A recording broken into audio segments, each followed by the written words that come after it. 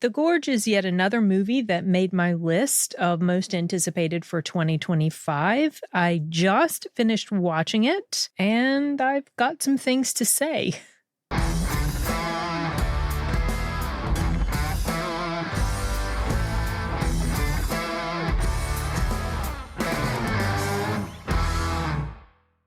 Okay, you guys, yeah, that was a lame-ass intro. But anyway, The Gorge. I had recently found out about it when I was preparing my list of most anticipated for 2025. Found out it was coming to Apple TV, not to the big screen.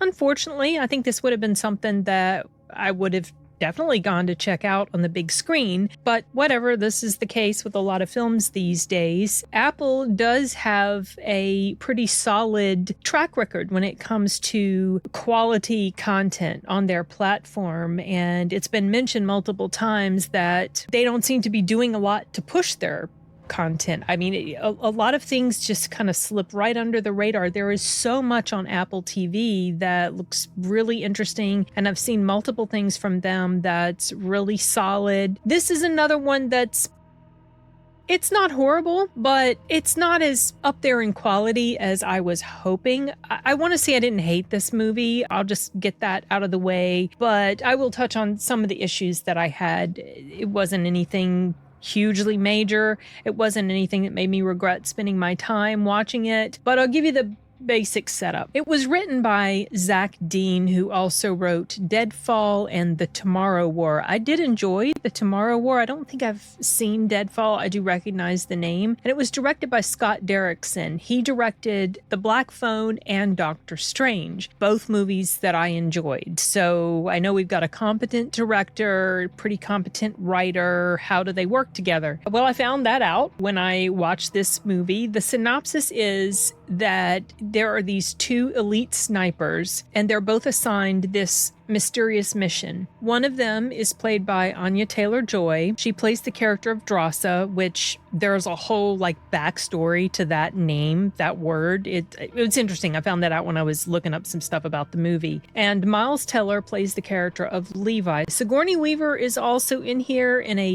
a bit part. She's kind of underutilized. It just feels like she's just there in name only just because of who she is. Not that she really serves a tremendous purpose to the story. The story mostly revolves around two characters, Miles Teller, Levi, and Anya Taylor-Joy, Drassa. They are assigned to protect, or not necessarily protect, to guard this gorge. They're on either side of the gorge. He's the west and she's the east. She's Lithuanian and he's an American former soldier and stuff. And so they're on this tour of duty, I guess, sort of, that lasts a year, and they're supposed to guard this gorge. And they don't know what's in it. They don't know what's down there under the fog and all that. I did not watch the trailer for this, so I guess if you did, you probably know a little bit more of the setup than I did going into it. All I knew was this basic premise, and it was enough to hook me. I like Anya Taylor-Joy, I like Miles Teller, and so the best part of this movie for me was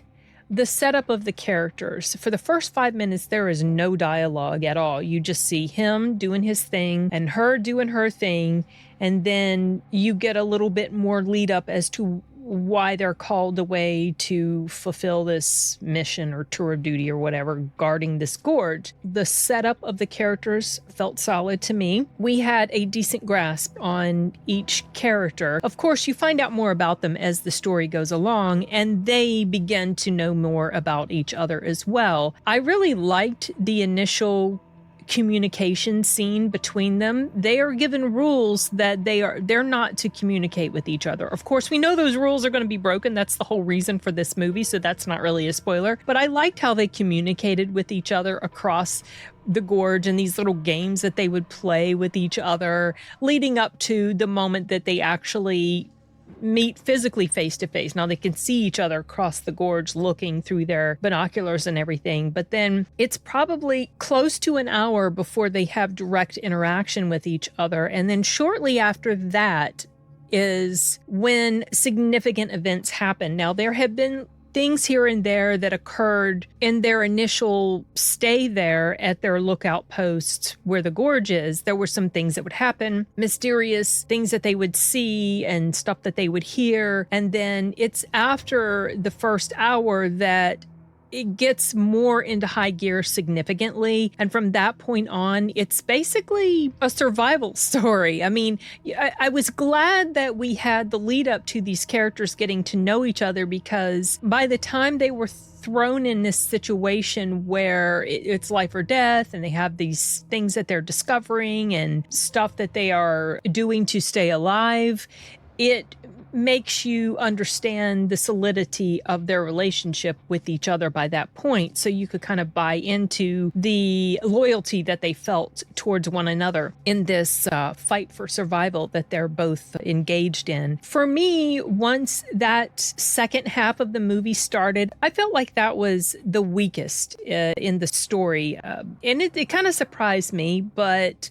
I have to say my favorite part is the first half. Even before anything dramatic, action-packed starts, the first half, that buildup of their relationship and seeing how they're living their life in this little watchtower that they have, and the garden and the things they have to do each day to just kind of fulfill their duties and just pass the time because they're bored out of their brains because they're so alone. I really enjoyed that, and I felt that helps with the second half of the movie. However, there's stuff that happens in the second half, and it's kind of, initially when I looked into this movie, when I was creating my most anticipated list, I saw this described as science fiction. It's definitely science fiction, but later, or more specifically, right before I started filming this review, I saw that it was described as science fiction horror, and it is definitely that. It felt quite reminiscent of films like, let's say, Resident Evil, that sort of scenario that the characters are in. I felt that the mystery or storyline of what the gorge was about, it was a bit generic. It wasn't anything that was super unique, super compelling. You're only watching it because, or I was only interested to continue watching it because of the characters. We'd been given this strong connection with the characters, and so I personally was interested to see how or if they were going to make it out of this situation. It was really them that was the glue that held this movie together for me. There were some issues that I had, and this is something that a lot of action thriller horror movies can suffer from, and that's the plot contrivances of conveniences that occur when characters are in a certain situation. And by conveniences, I mean, they happen to have the exact right thing that they need in order to accomplish this goal, or machinery that very magically happens to work exactly the way they need it to, despite being in a situation where it has been unused for who knows how many decades. Now, I do appreciate that there was an attempt to kind of explain that away, so maybe I'm being kind of picky. I did not do any investigation to find out how accurate this explanation is that they gave for why and how things could work in the way that they did, given the situation, but also other conveniences like just managing to stumble on exactly the bit of information that they need in order to figure out what was going on in this location. Things like that. It's not necessarily enough to destroy the viewing experience for me, but it was certainly something that kind of brought this film down to a more generic or, oh, I've seen this before type of scenario or level.